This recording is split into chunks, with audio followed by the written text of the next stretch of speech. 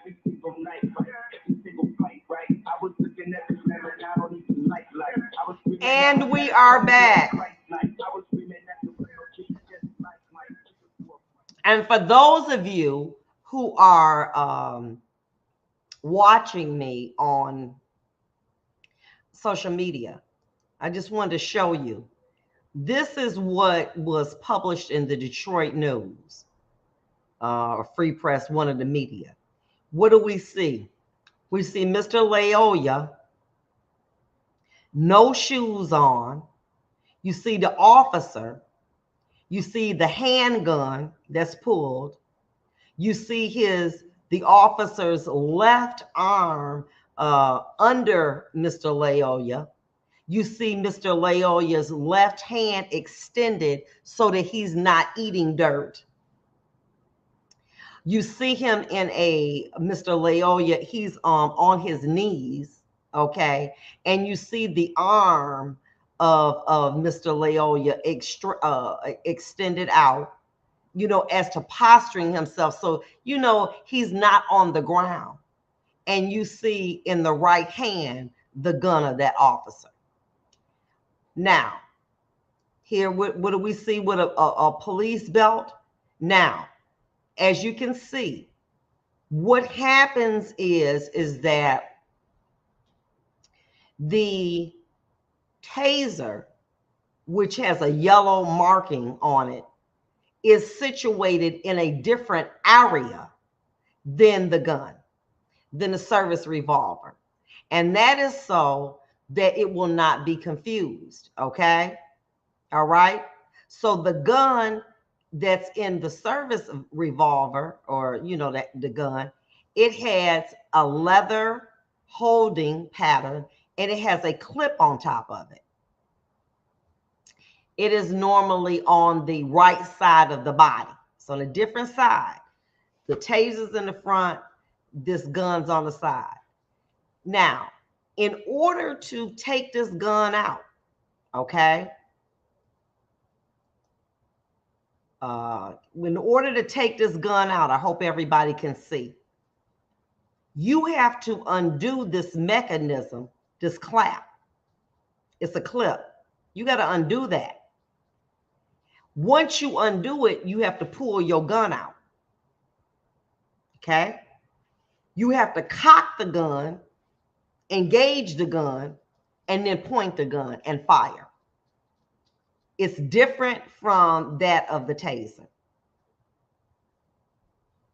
And I would assume that the reason that they wanted to do that is so that people wouldn't say, well, I grabbed my taser, meaning I grabbed my gun.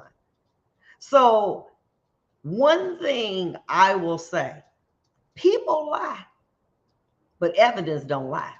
People lie all the time, but evidence does not lie. Now, unless this has been doctored, take a look again. Unless this has been doctored, I do not see what appears to me to be anything black with a yellow handle within arm's reaching distance. I do not see that. Maybe it's the vantage point in which I am looking at it, but I do not see anything. I do not see nothing that resembles a taser around then Mr. Leo. I don't see it. I see his hand extended on the ground to prevent from going to the ground. Okay? Barefooted, pants almost hanging down, with what appears to be the officer's left hand around him, around maybe, some the upper part of his body to secure him. And then you see this gun. So that means that while he's securing him, he undoes the buckle on the gun, pulls the gun out. Now, is there an opportunity potentially to shoot him anywhere else?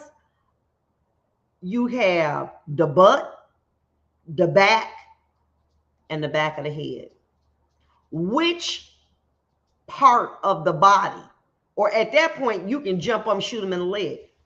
But the head is what is most vulnerable in this uh in this area. The head. When a person normally is struck in the head, okay, there is I think a reasonableness that I think that it is very, very reasonable that you intend to kill when you strike somebody in the head. Very few head injuries with bullets people live from. It is the most, that's the area, and I don't know about the training exactly of police, but I can only imagine that officers are not trained to shoot people in the head, because that is an area that is most vulnerable. Your head, maybe your arm, maybe to jump back and shoot in the leg multiple times to disarm this person that you met. But the head, that's serious. Is the shooting in the back of the head, does that show an intent to kill? I don't even know. I mean, that's a thought. I mean, but that's for the jury to decide, obviously. This is going to be very, very interesting. So, and granted, I believe that this officer is going to amass a lot of money in his defense, to bring in experts, renowned experts, who are going to say that with everything that he did, he was exhausted, as his lawyer says. Before lethal force was used, he took several steps to the point where he was exhausted and felt that he was in danger of lethal harm himself before he decided to pull his weapon. Okay, and it dropped again. I don't know.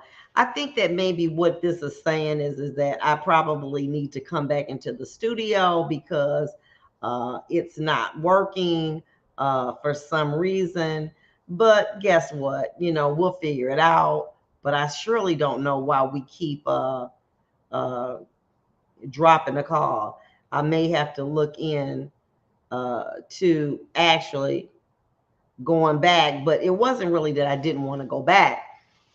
It was just that I didn't know if we could go back yet or whatever. So I mean, I'm not sure, but anyway. So I know that you all on the social media are here, and so this is definitely. Oh, wait a minute, James Nelson. Having been in the military, you are trained to shoot center mass or torso. James, I know you're watching this. Can you please tell me what center mass or torso is defined? Let me say this to you. See, this how I am. Are we back? Yeah, we're back. It keeps, okay, you back? Okay, great. So anyway, James, okay.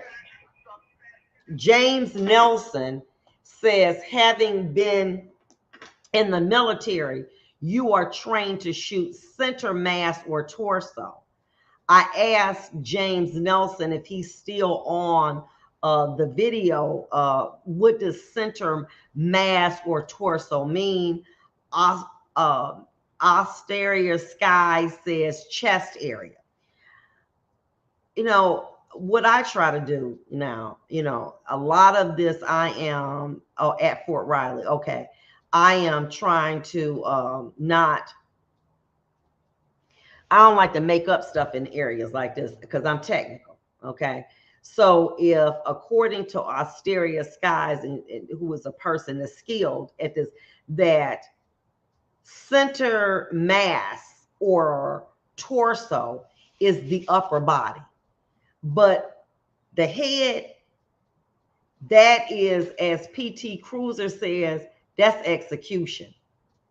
That's definitely challenging. And it is in the back of the head. Okay, the back of the head. But it's going to be interesting. You know, I believe that I want to believe that this juror was going to do the right thing. Oh, James Nelson, that would be the region top of shoulder down toward the navel area.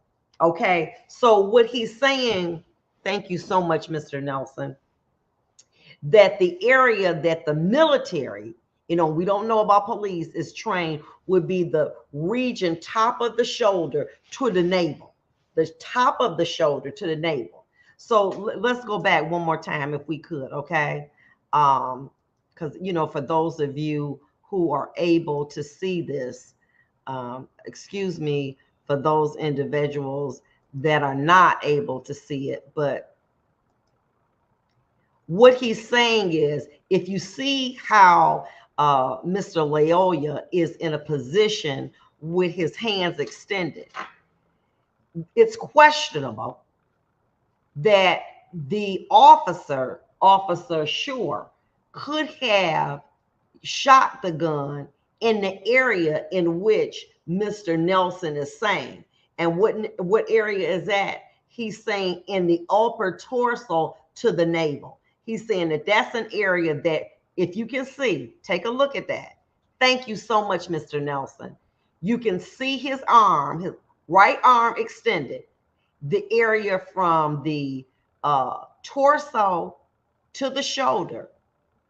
Looks like potentially it could have been a target for, which would have been consistent with what Mr. Nelson says, military training.